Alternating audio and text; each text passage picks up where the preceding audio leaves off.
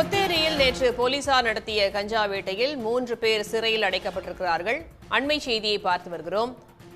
புத்தேரி அருகே தனியார் கல்லூரியை சுற்றியுள்ள பகுதிகளில் இருந்த 3 பேர் கஞ்சா வைத்திருந்த நிலையில் தற்போது அவர்கள் 3 பேரும் சிறையில் அடைக்கப்பட்டிருக்கிறார்கள். இது பற்றிய கூடுதல் தகவல்களோடு இணைகிறார் செய்தியாளர் சூரியராஜன். சூரியராஜன், 3 பேர் சிறையில் அடைக்கப்பட்டிருக்காங்க, விவரங்களை சொல்லலாம். மேலும் எத்தனை பேர் கைது செய்யப்பட வாய்ப்பு இருக்கிறது?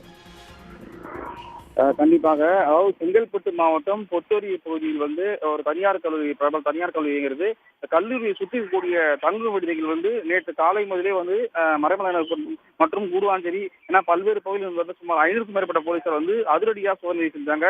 மாணவர்கள் போதைப் பொருட்களை பயன்படுத்துகிறாரா என்ற கோணத்தில் தான் இந்த தீவிர அதிரடி சோதனை நடைபெற்றது. இதன் தொடர்ச்சியாக கிட்டத்தட்ட நேற்று 4 மணி நேர சோதனை நிறைவு பெற்றது. பல்வேறு போதை மாத்திரைகள், போதை சாக்லேட், கஞ்சா என பல பொருட்கள் காவல்துறையினர் பதிவு செஞ்சாங்க. இந்த வழக்கில் கிட்டத்தட்ட ஒரு 30க்கும் மேற்பட்ட மாணவர்கள் காவல் நிலையத்தை அழைத்து விசாரணை செஞ்சாங்க.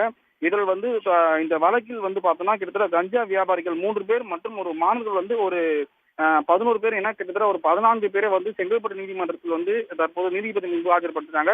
இந்த வழக்கை விசாரித்த நீதிபதி மாணவர்களோட நலன் கருதி 11 மாணவர்கள், அதாவது பெண் மாணவர்கள் ஒருவரும் ஆண் மாணவர்கள் 11 மாணவர்கள் ஜாமீனில் விடுவிச்சிருக்காங்க.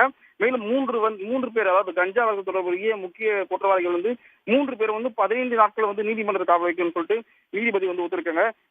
எனவே நேற்று முதலே சென்னை புறநகர் பகுதியில் பொத்தேரி பகுதியில் பரபரப்பான காணப்பட்ட இந்த வழக்கானது தற்போது 3 பேரை நீதிமன்ற காவலில் வைக்க நீதிபதி உத்தரவிட்டாரு. மேலும் பலர் இந்த வழக்கு சிக்க இருப்பதாக சொல்லிட்டு காவல்துறை தரப்பில் தகவல் தெரிவிச்சிருக்காங்க. தகவல்களுக்கு நன்றி சூரியராஜன். உடனுக்குடன் செய்திகளை தெரிந்து கொள்ள சன் நியூஸ் பெல் ஐகானை கிளிக் பண்ணுங்க.